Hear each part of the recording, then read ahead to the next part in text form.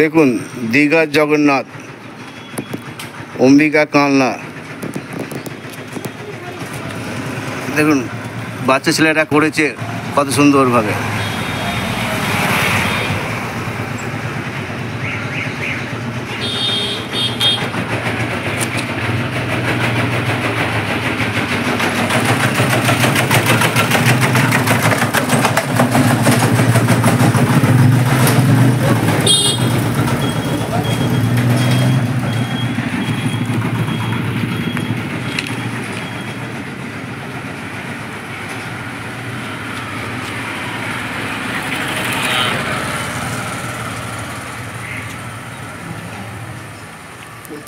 দেখুন কত সুন্দরভাবে করেছে।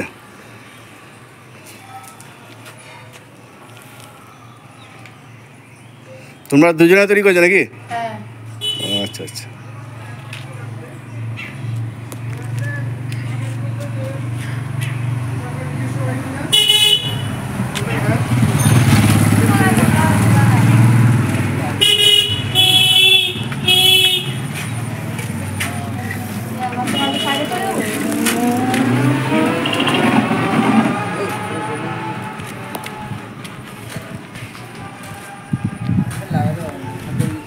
দেখি দুজনে দাঁড়াও তো, দুজনে দাঁড়াও দুপাশে।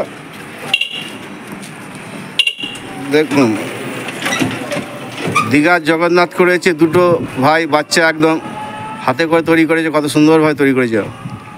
পূর্ব বর্ধমান কালনা অম্বিকা কালনা।